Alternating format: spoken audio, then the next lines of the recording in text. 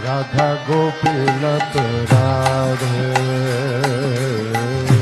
राधा गोपीनाथ राधे,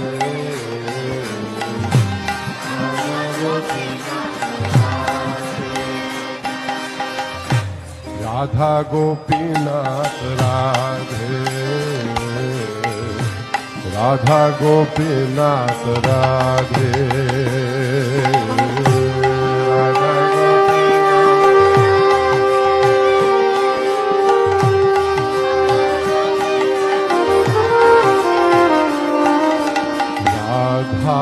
गोपीनाथ राधे,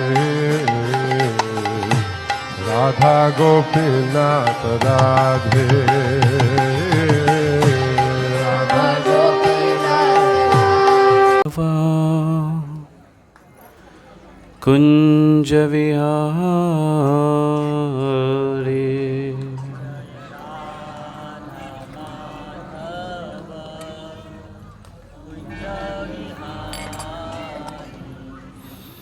जय राधा माधव कुंज विहारी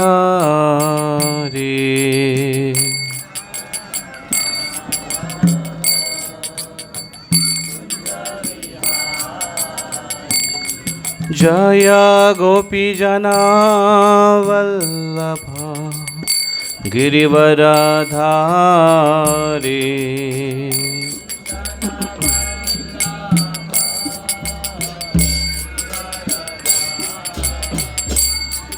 जय गोपी जना वल्लभ गिरिवरधारी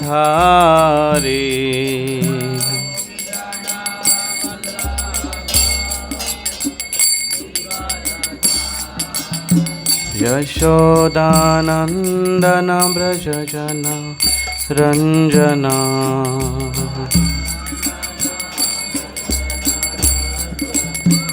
यशोदानंदन व्रज जन रंजना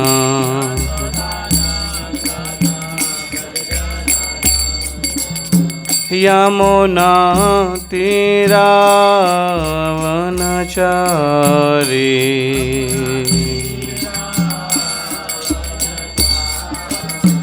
यमुना तीरावनचारी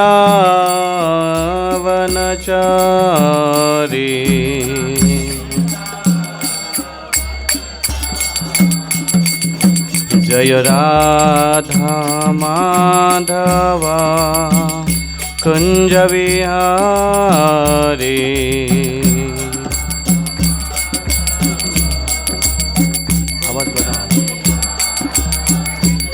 जय राधा माधवा कुंज विहारी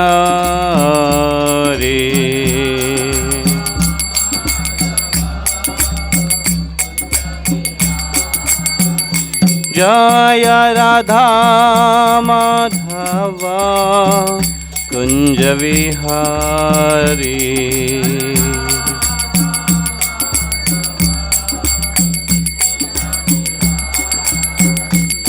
हरे कृष्णा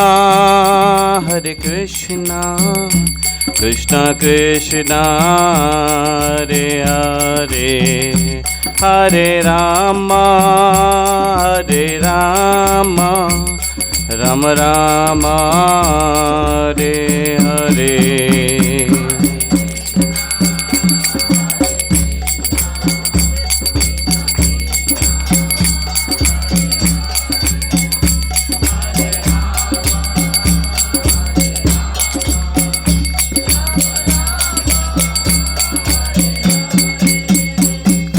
हरे Krishna Krishna Krishna Hare Hare Hare Ram Ram Ram Hare Hare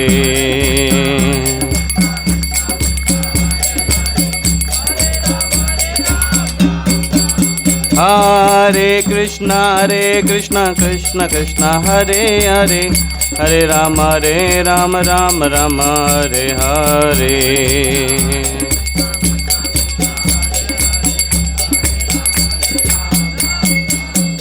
Hare Krishna Krishna Krishna Hare Hare Hare Rama Rama Rama Hare Hare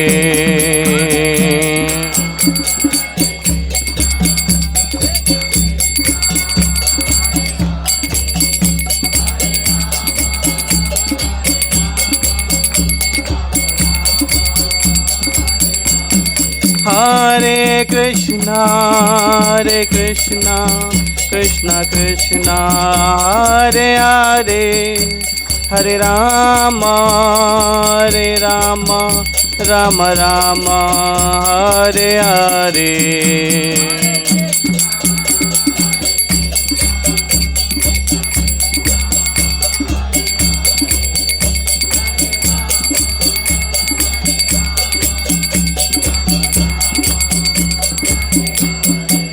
जय Radha Muralidhar Radha Muralidhar Radha Muralidhar Radhe Radhe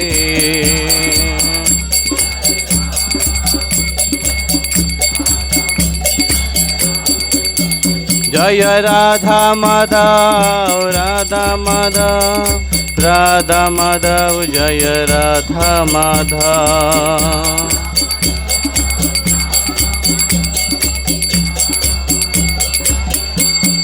Prabhupada Prabhupada Prabhupada Prabhupada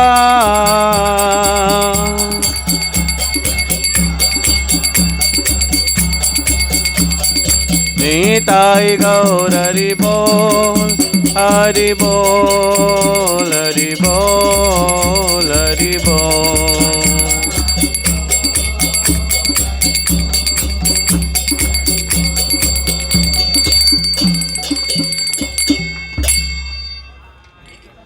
Shri हरिनाम संकीर्तन की जय।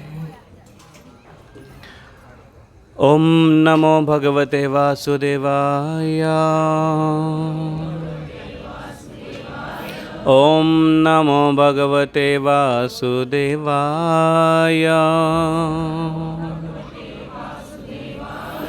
ओम नमो भगवते वासुदेवाय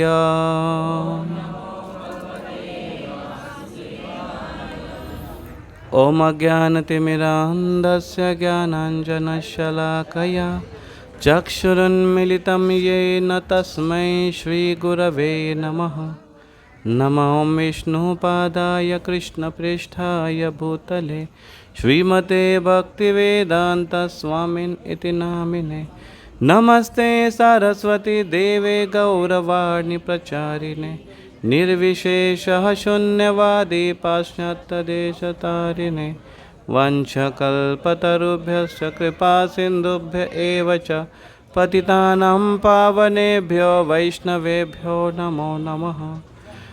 जय श्री कृष्ण चैतन्य प्रभु नित्यानंद श्री अद्वैत गदाधर शिवासदि गौर भक्तवृंद। हरे कृष्णा कृष्ण कृष्ण हरे हरे हरे राम राम राम हरे हरे।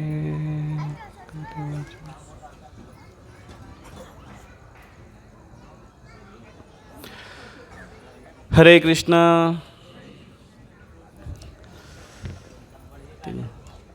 हिंदीत बोलावं लागेल ना? काही हिंदी असतील इथे आजूबाजूचे? मराठी चालेल सर्वांना? कोणाला मराठी समजत नाही?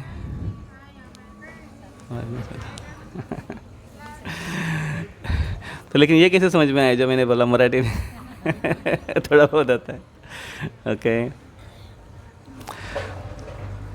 तो ये हमारे डॉक्टर अजनाडकर फैमिली, ये बहुत ही फैमिलियर है मंदिर से, और काफ़ी समय से ये चर्चा चल रही थी कि कौन सा दिन उचित है और कब ये करना चाहिए इसका इनॉग्रेशन, और वो करते करते आज का दिन आया है हमारे पास कि जिस दिन भव्य स्वरूप में इसका उद्घाटन किया जाए। लेकिन भगवान, हम भले ही उसको रैंडमली सोचें, लेकिन भगवान उसको बहुत गहराई से सोचते हैं। हर एक इवेंट के पीछे भगवान का प्लानिंग रहता है। तो आज का दिन है वसंत पंचमी, और मुहूर्तों में ये एक बहुत बड़ा मुहूर्त है। और इस मुहूर्त की विशेषता ये है कि जैसे आप 3.5 मुहूर्त के बारे में सुना होगा आपने, कुछ मुहूर्त होते हैं उसका पर्टिकुलर समय होता है, यहाँ से यहाँ तक मुहूर्त है। लेकिन वसंत पंचमी का ये 24 घंटे का मुहूर्त रहता है। कभी भी कोई भी आप उद्घाटन अच्छा कार्य करो। तो एक आज अभी ये प्रोग्राम हो रहा है और सवेरे एक कार्यक्रम हुआ हमारा, एक अच्छे मुहूर्त पर एक अच्छा कार्य हो रहा है। तो और दूसरी बात ये है कि ऐसे तो उद्घाटन, शॉप के उद्घाटन होते हैं, मॉल के उद्घाटन होते हैं, लॉन के होते हैं, टर्फ के होते हैं, लेकिन जो तरीका भक्तगण अपने तरीके से मनाते हैं वो तरीका कुछ अलग होता है। जैसे यहाँ पर देखिए, इतने सारे भक्तगण यहाँ पर आ रहे हैं, गेस्ट आ रहे हैं, और उनको एक ऐसे हम वातावरण क्रिएट करके दे रहे हैं जो एक आध्यात्मिक वातावरण हो। और इससे बढ़िया और कोई समय और प्रसंग नहीं होगा। आज सरस्वती माँ, इनका प्राकट्य दिन में माना जाता है और इसलिए सरस्वती पूजन किया जाता है। आज स्कूल में पूजन किया जाता है, कभी कभी घरों में, हॉल में पूजन किया जाता है, और यहाँ पर भी पूजन हो चुका है। समय लगाई है और माला पहना के सरस्वती का सम्मान भी यहाँ पर किया है। जो ब्रह्मा जी इस सृष्टि के आदि जीव और आदि गुरु, सबसे प्रथम जिन्होंने भगवान से ज्ञान प्राप्त किया हो, ब्रह्मा जी, उनके अर्धांगिनी, उनकी भार्या के रूप में वो विराजमान हैं। और उनके आशीर्वाद के बिना कोई भी कला संभव नहीं है। और यहाँ पर सब कला का ही विविध विस्तार है, विविध कलाएं हैं यहाँ पर खेले जाएंगे, जिसके बारे में बाद में शायद आपको अनाउंसमेंट के द्वारा बताया जाएगा कि यहाँ पर क्या क्या होने वाला है। ऑलरेडी पता होगा, बताए इसके बारे में बताने वाले लास्ट में आपको बताया जाएगा कि यहाँ पर क्या क्या कार्य होने वाले हैं। तो एक बहुत ही ऐसा एक स्थान है जहाँ पर विविध कला का प्रदर्शन भी और सिखाई भी जाएगी, जहाँ की यहाँ पर आकर उसकी प्रैक्टिस भी की जा सकती है। और अंत में ये सारी कलाएं हैं, भगवान कृष्ण उनके मास्टर हैं। सारी कलाएं भगवान से आती हैं। 64 कलाओं के स्वामी भगवान कृष्ण हैं, जिन्होंने हर एक दिन में एक कला को सीखी थी या सीखने का अभिनय किया था। वास्तविक सारी कलाएं भगवान से ही आती हैं, लेकिन जब वो सीखने के लिए आते हैं, जिनकी जो बाल्य लीला है, गुरुकुल लीला है भगवान कृष्ण की, तो एक दिन में एक कला का वो उसमें पारंगत होते हैं, मास्टर ही होते हैं। ऐसा नहीं कि केवल लर्निंग, एक दिन में कुछ नहीं सीखा जा सकता है। कोई अगर कराटे है, यहाँ पर कराटे होने वाला है, तो वो सीखेगा मार्शल आर्ट, तो उसको सीखने के लिए कई दिन लगेंगे। ब्लैक बेल्ट और बड़ी ट्रेनिंग है। लेकिन भगवान कृष्ण एक दिन में सारे वो विशेष एक कलाओं को पारंगत कर देते हैं। तो एक बार उनको वो बांसुरी सीखना था, भगवान कृष्ण को, छोटे थे कृष्ण, तो बांसुरी सीखने के लिए अपने गुरुजी के पास आए। बड़े अच्छे टीचर मंगाए गए कि कृष्ण को बांसुरी सिखाना है। अभी बांसुरी की कला तो कृष्ण से आती है, लेकिन कृष्ण को सिखाने के लिए एक टीचर आ गए, और टीचर आकर बोलते हैं, टीचर ने उनको बांसुरी दी, कृष्ण को छोटी सी बांसुरी। कृष्ण ने लिया, ऐसा फूंक मारना चालू कर दिया, फू ऐसे फूंक मार रही, कृष्ण बज नहीं रही है। आप शुरू में ट्राई करके देखो, आवाज़ भी ढंग का नहीं आएगा उसमें। तो कृष्ण ऐसा फूंक मार रही है, तो उन्होंने कहा कि अरे नहीं नहीं, ऐसे नहीं, ये बांसुरी वादन की कला है। ये कला की जो मास्टर है सरस्वती देवी, उनको पहले प्रणाम करो, उनको रिक्वेस्ट करो, प्रार्थना करो, और उनकी आज्ञा से या उनकी कृपा से बड़े अच्छे से और जल्दी से सीख सकते हो। तो कृष्ण छोटे से बोले कैसे, क्या करना है? बोले हाथ जोड़कर सरस्वती माँ को प्रार्थना करो। और भगवान कृष्ण ने हाथ जोड़कर सरस्वती माँ को प्रार्थना किया, हे सरस्वती मैया। और सरस्वती मैया वहाँ पर प्रकट होगी और बोलती, जी स्वामी। वो माहौल देखिए कैसे है। और एक कृष्ण कहते हैं कि कृपया मेरी बांसुरी में स्वर भर दीजिए, और सरस्वती मैया कहते हैं जैसी आपकी आज्ञा। तो ये अभी वो दिखने में अभिनय, यहाँ पर कृष्ण का जो अभिनय होता है वो एक्यूरेट होता है, एकदम एग्जैक्टली वैसे ही वो रोल प्ले करते हैं, उस रोल के अंदर बहुत ही अधिक वो घुस जाते हैं। और इसलिए वो कला के स्वामी होने के बाद भी अभिनय ऐसे कर रहे हैं कि आप हमें ये सिखाइए। तो एक ये है कि कृष्ण वो रोल में पूरी तरह से अंदर उसके घुस गए हैं, और दूसरा ये है कि कृष्ण अभी इस अभिनय के रूप में ये सिखा रहे हैं कि अगर हम भले ही ज्ञाता हो, लेकिन जब हम टीचर के सामने आते हैं तो हमने मूड ही रहना चाहिए, तभी हम कुछ सीख पाएंगे, और हमने याचना करनी चाहिए। तो ये एक मूड है वो कृष्ण सिखाते हैं। और कृष्ण ने फिर बांसुरी वादन चालू कर दिया, तो गुरुजी जैसे बताते थे और कृष्ण ने बजाना शुरू कर दिया। तो कृष्ण ऐसे बजाने लगे कि सिखाने वाले भी सोचने लगे कि एक ही दिन में कुछ ही मिनटों में कैसे सीख पाता है ये लड़का। तो वो भगवान कृष्ण सारे कलाओं के स्वामी हैं, और उनके साथ सरस्वती जी का, क्योंकि आज सरस्वती पूजन है तो उसके बारे में हम थोड़ी सी चर्चा करेंगे, क्योंकि ये वातावरण भी वही है। तो भगवान कृष्ण जब कलियुग में प्रकट हुए तो कलियुग में गौरांग महाप्रभु के रूप में प्रकट हुए। गौरांग चैतन्य महाप्रभु इनका नाम है, और पश्चिम बंगाल में प्रकट हुए थे 500 लगभग 500 सवा 500 साल पूर्व। और वहाँ पर उन्होंने जो लीला की वो पांडित्यपूर्ण लीला की। बहुत बड़े पंडित थे वो, ऐसे निष्णात पंडित थे कि वहाँ के बड़े बड़े घमंडी पंडित हुआ करते थे, उनकी सबकी हवा निकाल देते थे वो। छोटे से पंडित, छोटे सा, ज़्यादा बड़े नहीं थे, एज उनका इतना ज़्यादा नहीं था, 15 से 20 साल तक, 20-22 साल तक उन्होंने जो लीला की, पांडित्य निमाई पंडित के रूप में उन्होंने लीला की। और वो जो पारंगत थे शास्त्र में कि कोई भी पंडित उनके सामने रुकना नहीं चाहता था। वो वास्तविक उतने जो घमंडी पंडित हुआ करते थे उस समय, उनको ये सिखाने के लिए आते थे, ये हरा कर उनको ये सिखा रहे थे कि कोई भी व्यक्ति भले ही पंडित हो, लेकिन भले ही कितने ज्ञाता हो, शास्त्र के हो या कोई भी कला में, मार्शल या कोई भी कला में, आर्ट्स में उसने मास्टरी क्यों ना हासिल कर ली हो, लेकिन नम्रता होना बहुत ज़रूरी है। इसलिए कहते हैं विद्या विनयेन शोभते। जब तक विनयता नहीं है वो विद्या, वो घमंडी व्यक्ति को शोभा नहीं देती है। तो इसलिए भगवान कृष्ण वो सिखाते हैं। तो चैतन्य महाप्रभु के रूप में जब वो आए तो सारे पंडितों को वो सिखा रहे थे। और उस समय एक केशव काश्मीरी नाम के एक बड़े पंडित हुए, विश्व विजेता केशव काश्मीरी पंडित। और जब वो चलते थे तो हाथी पर बैठकर चलते थे, बड़े दिग्विजयी थे वो। और उनके सामने उनके जो चेले थे वो साथ में चलते थे, मंत्रों का, वेदों के वो मंत्रों का पाठ करते हुए चलते थे वो। तो उनकी जब रैली निकलती थी तो मानो आप जैसे समझो कि शोभा यात्रा जैसे निकलती है वैसे उनकी यात्रा निकलती थी।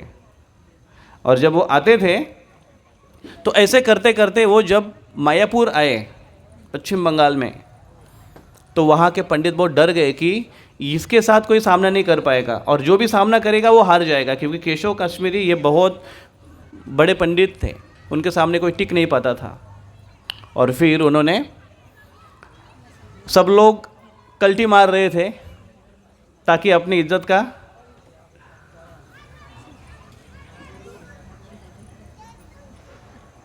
कचुम्बर ना हो। उन्होंने कहा कि ऐसा करते हैं हम लोग, क्योंकि ये निमाई पंडित ने थोड़ा परेशान करके रखा है हमको, ये छोटे से बालक को केशव काश्मीर के सामने खड़ा करते हैं।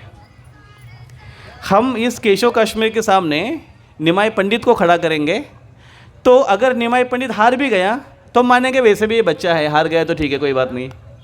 अगर ये जीत गया तो हम ये कहेंगे कि देखो हमारे गांव के एक बच्चे ने उसका हरा दिया, हमारी तो क्या बात है, तो जीत भी मेरी पट भी मेरी। ऐसे वो सोच रहे थे। और उन्होंने केशव कश्मीर निमाई पंडित को उन्होंने आगे भेजने का प्लानिंग किया। लेकिन उस समय जब वो आ रहे थे केशव कश्मीरी, तो एक संध्या समय हुआ था। गंगा के किनारे निमाई पंडित अपने स्टूडेंट के साथ बैठे हुए थे। तो स्टूडेंट का ये माहौल था, स्टूडेंट और टीचर, और उनकी चर्चा चल रही थी। कुछ श्लोक, शास्त्रों के कुछ अर्थ, मंत्र, इसके बारे में चर्चा चल रही थी, सूत्र उसके बारे में। तो फिर उनको थोड़ा आवाज़ कम करने के लिए, पीछे वालों को थोड़ा आवाज़ कम करने के लिए बोलो, किचन में। तो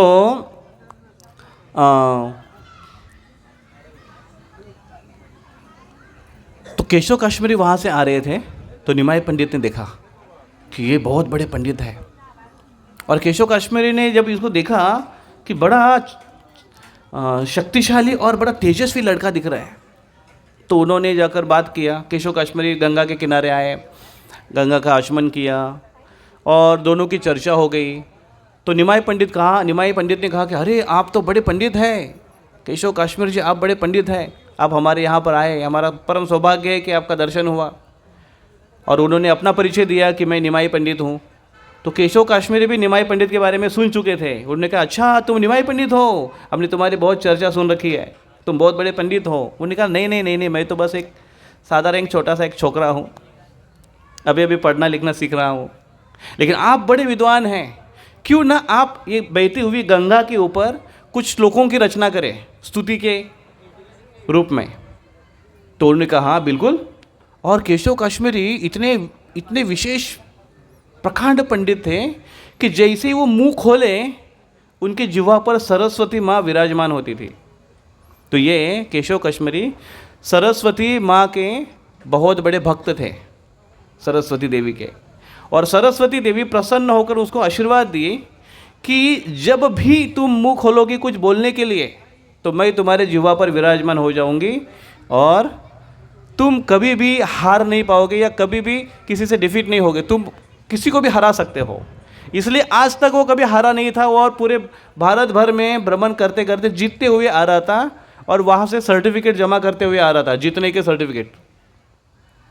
और जब यहाँ पर आया तो उसने जैसे ही निमाई पंडित से सुना कि गंगा के ऊपर श्लोक करना है, तो उन्होंने बोलना शुरू कर दिया।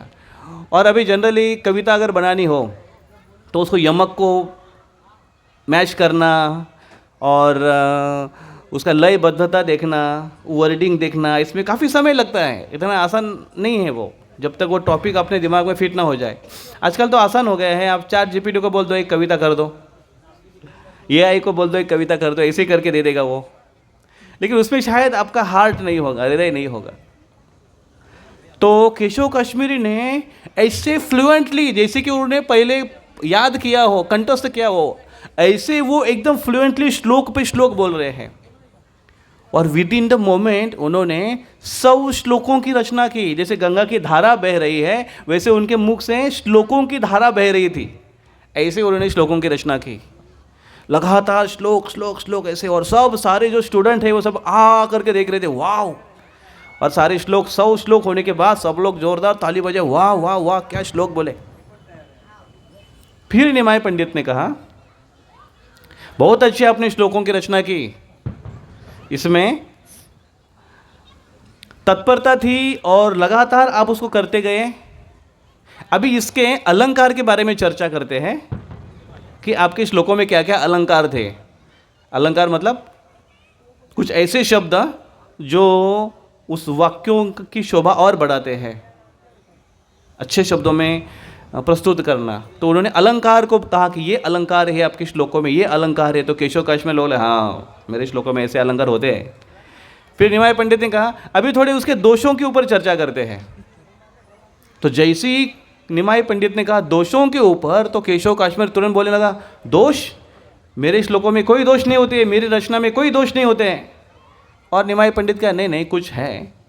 और निमाई पंडित ने बताना शुरू कर दिया कि ये श्लोक नंबर 8वें श्लोक में आपको ये आपने ये कहा और उसमें यहाँ पर ये गलती है।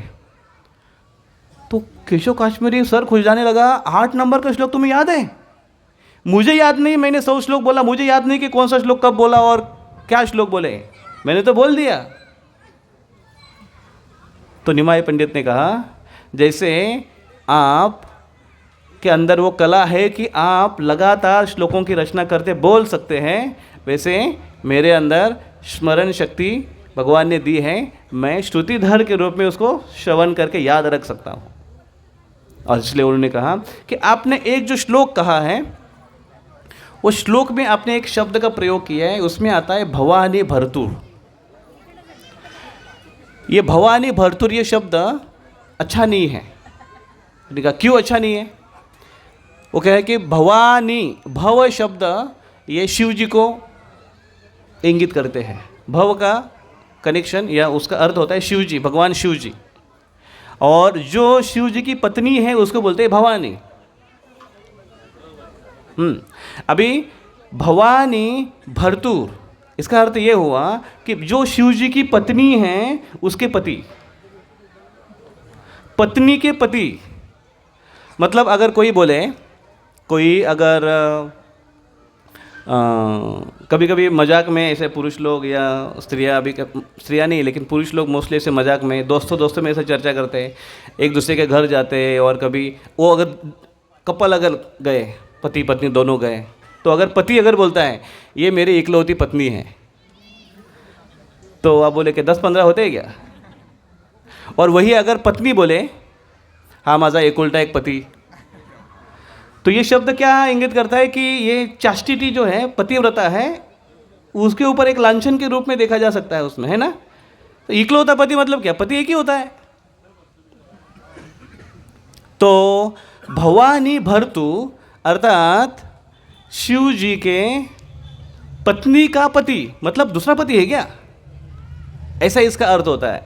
और निमाई पंडित ने ये बराबर उनको दर्शाया, और केशव काश्मीर समझ गया। और ऐसे एक नहीं, कई गलतियाँ उन्होंने बताया कि आपके श्लोकों में ऐसे गलतियाँ हैं। ये जब सुना तो केशव काश्मीरी जिन्होंने पूरे भारत भर में विजेता प्राप्त हासिल की थी, वो हैंग हो गया। उनका एकदम हाई प्रोसेसिंग काम करने वाला उनका जो AI सिस्टम था, वो हैंग हो गया, गोल गोल घूमने लगा उधर। समझ भी नहीं आ रहा उसको कि ऐसा पहला बंदा मिला मुझे कोई, और वो भी छोकरा। और केशव काश्मीर एकदम कंफ्यूज हो गए। और निमाई पंडित ने उनकी हालत देखी, और सारे उनके जो स्टूडेंट हैं वो जोर से हा हा हा हंसने लगे। तो निमाई पंडित ने उनको बोला, नहीं हंसते नहीं है, इतने बड़े व्यक्ति हैं, भले ही अभी नहीं बोल रहे लेकिन इंसल्ट नहीं करते हैं। उन्होंने उनको चुप किया। और फिर केशव काश्मीरी को कहा कि आप बहुत दूर से आए हैं, ट्रैवलिंग किए, थके हुए, इसलिए शायद आप बोल नहीं पा रहे। तो कोई बात नहीं है, आप घर में जाइए, आपके स्थान पर जाइए, विश्राम करिए, कल सवेरे हम आते हैं फ्रेश मूड में, और फिर हम चर्चा करते हैं शास्त्र के ऊपर। तो उन्होंने कहा हाँ ठीक है, और वो चले गए। तो यहाँ पर इतना बड़ा व्यक्ति जिसका इंसल्ट हुआ है, ये इतना आसान नहीं है। अपयश पचाना बहुत मुश्किल है, विशेष कर वो व्यक्ति जिसका बहुत जगह पर बहुत बार सम्मान हो, उसका अगर अपमान किया जाए या अपमान हो तो उसके लिए वो मृत्यु के जैसा है। जो बहुत ऊंचा है ना, वही गिर कर ज़्यादा चकनाचूर होता है, और केशव काश्मीरी वैसे था। लेकिन निमाई पंडित एक ऐसे व्यक्ति हैं, क्योंकि भगवान है साक्षात, और इसलिए हर व्यक्ति से डील करना जानते हैं, और इसलिए उन्होंने इस प्रकार से व्यवहार किया और बताया कि उसके हृदय को ठेच नहीं पहुंची, लेकिन बुरा लग रहा था कि ऐसे हुआ कैसे। और वो मन ही मन सोच रहे थे कि जब भी मैं मुख खोलता हूँ सरस्वती मेरे मुंह पर बैठती है, मुख जीवा पर बैठती है, आज अचानक क्या हुआ कि मेरे शब्दों में गलती कैसे हो गई, और बाद में मैं बोल क्यों नहीं पाया। जब वो अपने टेंट में आए जहाँ पर वो रुके हुए थे, रात में उनको नींद नहीं लग रही है, मन में वही विचार चल रहे हैं, कैसे हुआ, क्या हुआ, कैसे हुआ। और फिर उत्तर रात्रि में उनको एक थोड़ी सी झपकी लगी, नींद लगी। काफ़ी रात चले गए, लेकिन लास्ट वाली रात में, उत्तर रात्रि में, और जब उनको नींद लगी तो नींद में सपने में सरस्वती देवी उधर प्रकट हो गई। और सरस्वती प्रकट होकर उन्होंने सरस्वती को देखकर प्रणाम किया, और उन्होंने पूछा कि हे सरस्वती माँ, ऐसे कैसे हुआ कि आज मैं कुछ बोल नहीं पाया, आज पहली बार ऐसे हुआ है। आपने मुझे आशीर्वाद दिया है कि इस धरती का कोई भी व्यक्ति मुझे परास्त नहीं कर सकता है। आज मैं परास्त कैसे हुआ? तो सरस्वती माँ ने कहा, क्योंकि आज तुम्हें परास्त किया है जो इस धरती का व्यक्ति नहीं है। वो परव्योम भगवान श्री कृष्ण, जिनसे मुझे ज्ञान आता है, जिनसे मुझे विद्या आती है, जिनसे मुझे कलाएं आती है, वो मेरे स्वामी। उनसे आप परास्त हुए हो, ये आपका सम्मान है। और जहाँ पर मेरे स्वामी हैं, उनके सामने मैं क्या बोलूँ? मेरी क्या बुद्धि है कि उनके सामने मैं बोल सकूँ? और इसलिए मैं शर्मा कर वहाँ पर आई ही नहीं। और जब मैं आई नहीं तो तुम्हारी ये दशा हो गई। लेकिन हे केशव कश्मीरी, तूने आज तक मेरी जितनी आराधना की, मेरी जितनी पूजा की, मेरी जितनी श्रद्धा से उपासना की, उसका ये फल है कि आज तुम पूर्ण पुरुषोत्तम भगवान कृष्ण, उनके सामने आने का तुम्हें अवसर प्राप्त हुआ। तुम्हारे लिए ये बहुत उचित समय है और सौभाग्य की बात है। कल उठो और जाओ उनके साथ वाद विवाद मत करो। जाकर सीधा उनके चरण पकड़ लेना और उनसे कृपा की याचना करना, क्योंकि तुम्हारे नहीं, वो मेरे भी भगवान हैं। वो साक्षात कृष्ण हैं, कलियुग में निमाय पंडित के रूप में प्रकट हुए हैं। जैसे ही सवेरा हो गया, आँख उसकी खुल गई, तो पहले जो डिप्रेस था केशव कश्मीर, अभी एकदम उत्साहित हो गए। मन में एकदम उनके खुशी के मानो फव्वारे उठ रहे थे कि अरे कितना मेरा सौभाग्य है कि मैं हार गया। ऐसा कभी होता है क्या? हारने के बाद कभी ऐसा होता है क्या? सौभाग्य है कि मैं हार गया, लेकिन किससे हारा मैं? साक्षात भगवान। और सवेरे वो फिर उनकी सेना और वो सब हाथी घोड़े पालकी, वो कुछ नहीं, सब रख दिया उन्होंने। और वो अकेले निकल गए। केशव कश्मीरी सवेरे निकल गए, गंगा के किनारे आए। वो चैतन्य महाप्रभु वहाँ पर आए थे अपने स्टूडेंट के साथ। जाकर उनको साष्टांग प्रणाम किया और चैतन्य महाप्रभु ने उनको गले लगाया और उनको आशीर्वाद दिया। और उन्होंने कहा कि आपको भगवान कृष्ण की भक्ति प्राप्त हो जाएगी। चैतन्य महाप्रभु क्योंकि मनुष्य लीला कर रहे थे, इसलिए वो अपने आप को भगवान स्वीकार नहीं करते थे। और इसलिए उन्होंने कहा कि भगवान कृष्ण की कृपा आपके ऊपर हुई है, इसलिए आप अभी नम्र बन चुके हो। और जो व्यक्ति नम्र बनता है वो कृपा को प्राप्त कर सकता है। और इस प्रकार से कह के केशव कश्मीरी को आशीर्वाद दिया और केशव कश्मीरी वहाँ से चले गए। उन्होंने सारे जो सर्टिफिकेट्स जमा किए थे, ऐसे 2-4 सर्टिफिकेट्स नहीं थे, ट्रंक भर भर के उनके पास सर्टिफिकेट थे, सारे के सारे गंगा में फेंक दिए। गंगा को प्रणाम किया, चैतन्य महाप्रभु को साक्षात प्रणाम किया और वहाँ से निकल गए। वो भगवान कृष्ण के बहुत ही अच्छे भक्त बने आगे चलकर। तो इस प्रकार से सरस्वती मैया की विशेष कृपा होती है, जो ज्ञान की देवी है। लेकिन वास्तविक ज्ञान वो है जो भगवान कृष्ण को इंगित करता है या भगवान कृष्ण को जानने में उपयोग में आता है। तो कला तो विविध है, बहुत सारे क्षेत्र है, ब्रांचेस सारे बहुत सारे हैं, लेकिन उस सबका सोर्स वो भगवान कृष्ण हैं। और वो सारे ज्ञान, सारे कलाओं का उद्देश्य एक ही है कि भगवान कृष्ण को जानना, भगवान कृष्ण को वो सारी कला का फल अर्पण करना, ये उसका उद्देश्य है। अन्यथा सरस्वती माँ, अभी देखिए और एक प्रसंग आता है कि एक 3 महाशय उन्होंने घनघोर तपस्या की। रावण, कुंभकर्ण, विभीषण, तीनों को अलग अलग वरदान मिले। विभीषण तो भगवान की भक्ति चाहते थे, इसलिए उन्होंने भक्ति का वरदान मांगा, ब्रह्मा जी ने तथास्तु कर दिया। रावण ने बड़ी शक्ति का ऐलान किया, बड़ी शक्ति की मांग की। अब ये तो सब तो अमर ही बनना चाहते थे इस जगत में, अपनी ख्याति बढ़ाना चाहते थे इस जगत में, बड़ी शक्ति उन्होंने प्राप्त कर ली, उनको मिल गया।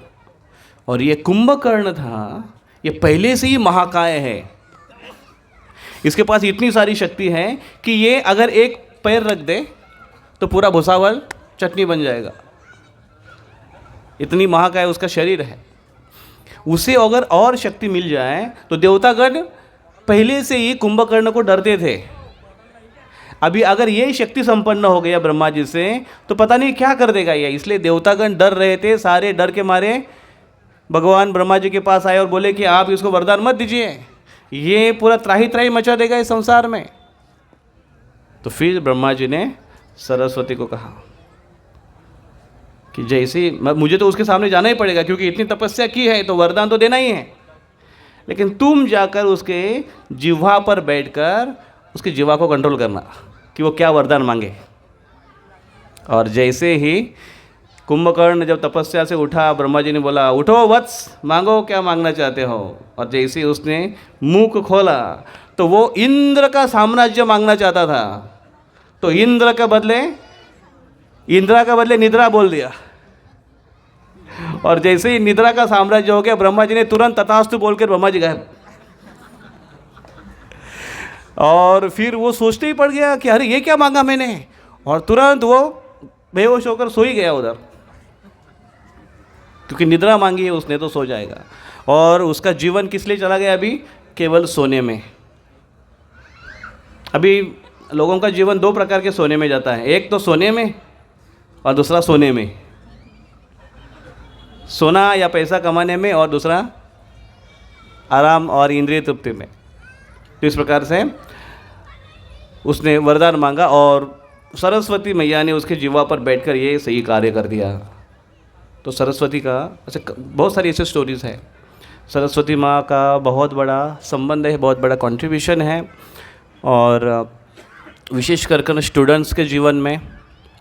तो आज के दिन हम उनको प्रार्थना करें कि हे सरस्वती मैया, आप हमें सही जो विद्या है वो प्रदान करें, क्योंकि कभी कभी विद्या का घमंड आना ये वास्तविक विद्या नहीं है, ये अविद्या है। क्योंकि जैसे ही विद्या आती है तो कोई व्यक्ति नम्र बन जाता है, और जब तक नम्रता नहीं आती वो वास्तविक विद्या की पराकाष्ठा नहीं है।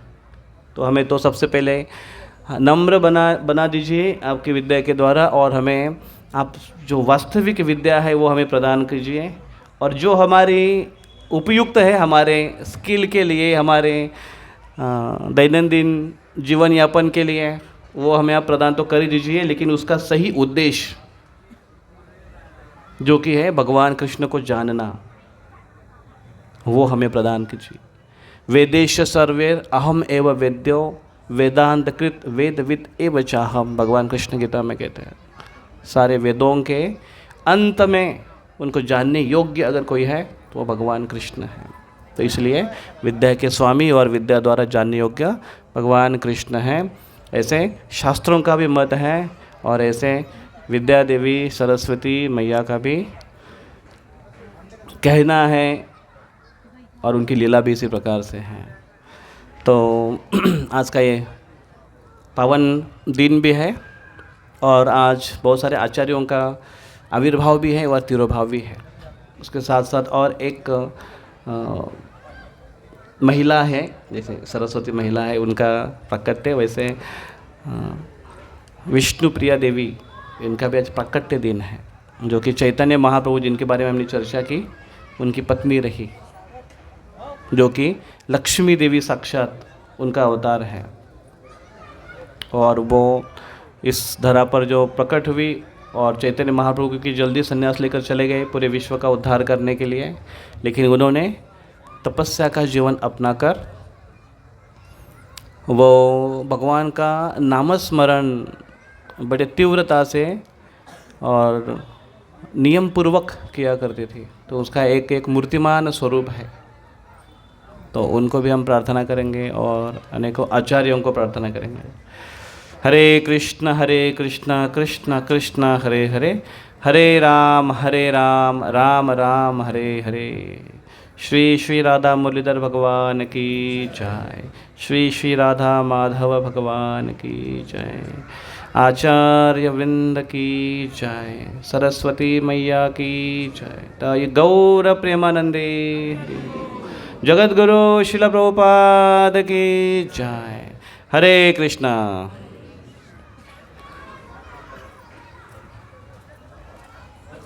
नेक्स्ट प्रोग्राम चाहते हैं कि आपने इतना सुंदर कार्यक्रम का आयोजन किया, इतना आसान नहीं है इतना बड़ा प्रोग्राम अरेंज करना।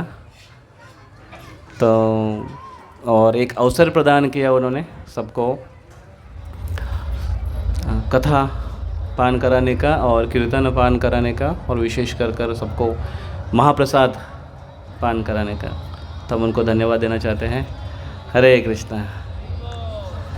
तो अगला कार्यक्रम मेरे ख्याल से आप अनाउंसमेंट अगर करेंगे क्या क्या होगा यहाँ पर, और उसके बाद हम थोड़ा एक 5 या 7 मिनट तो कुछ अनाउंसमेंट आप करिए यहाँ पर। नहीं, ओके।